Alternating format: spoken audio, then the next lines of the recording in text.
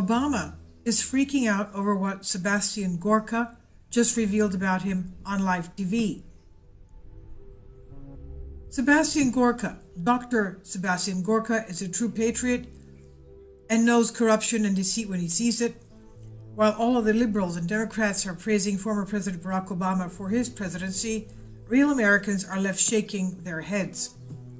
On Fox News, Gorka came on for an interview to discuss a variety of different issues, one being Obama's use of the intelligence community and law enforcement. What he said left Obama's legacy in greater shambles than it already is. Fox News, January 13th, Dr. Sebastian Gorka tweets, "What happened under the last 8 years means that nobody is safe. When Obama was in charge, they used the intelligence community and law enforcement to target people that they politically disagreed with," end quote. Which is so true. Obama never used his authority for the greater good. It was always for manipulative and corporate purposes.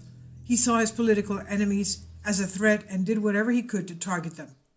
We applaud Dr. Sebastian Gorka for having the guts to come out on live TV and say this about the former president. While it was very controversial, of course, it's true.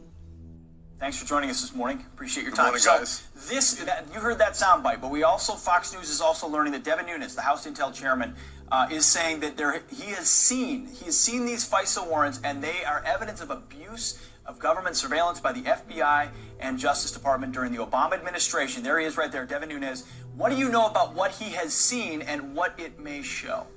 Well, what I know is that Devin Nunes is a pit bull. He hasn't given up. And sooner or later, we will know exactly who was targeting Americans for political reasons. Pete, this is huge. What happened under the last 8 years means that nobody is safe. You're not safe. None of the Fox viewers are safe. When Obama was in charge, they used the intelligence community and law enforcement to target people that they politically disagreed with. Now, the FBI is a very, very prestigious organization, but the DOJ and the highest level of the FBI were politicized as weapons by the Obama administration. And what we need to know right now, and this is what Devin's going to help us find out, is where did the command come from? Was it John Brennan? Was it Eric Holder? Was it Samantha Powers? Was it Susan Rice? Was it Ben Rhodes? Or was it perhaps Obama himself that used the intelligence community as a political weapon? We will find out. Doctor, I want you laid out a number of names here, and if any of these people did what you are implying that they did, if it was one of these people, that's a crime. Unquestionably, no, totally. Unquestionably, it's a crime. Absolutely. Is there any proof that you have, other than what we've heard from Nunes, that it doesn't mention any of those names? Is there any proof, before we go accusing these people of a crime, of that? The relevant authorities and committees will lay out their proof when they have the timing to do so. I'm not a member of the committee. I worked in the White House. I had a clearance, but I'm not going to discuss on live national television what the committee does or doesn't know. I'll leave that to Devin, and then the law enforcement authorities will begin their investigations, and eventually people will be charged. Wow. Dr. Gorka, there's been some big news on Iran. Fill us in. Yeah, so this is amazing. This is the story that we want to talk about what the president did or didn't say about African countries. But in addition to the unmasking story, Iran is again a geopolitical front page story, or should be. Why? The last administration released more than 150 billion with a B dollars to this regime. We are back at the time for deciding upon the JCPOA Iran deal's extension, and the president always has the right instinct.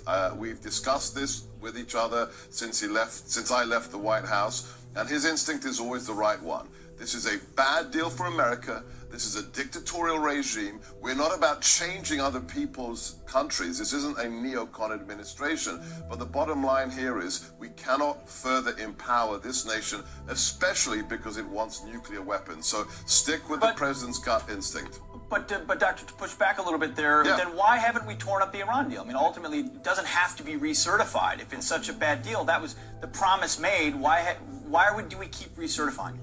The swamp, Leland, the swamp. So are you That talking? would be- Hold on, that hold on. would be- But are you talking? But Doctor, are we talking then Bob Corker? I mean, there are rumors that H.R. McMaster is for keeping the Iran deal. People inside the administration. So what gives?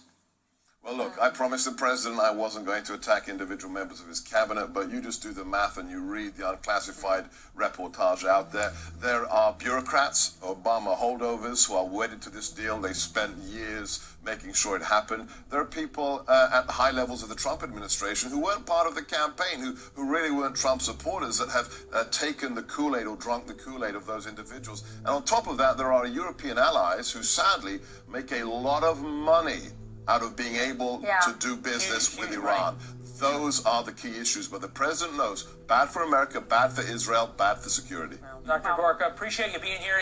And this proves the point. I'm not the only one up here who asked some tough questions. It was good to see you. Appreciate you rolling with us this morning. Thank you, guys. Appreciate it. All right.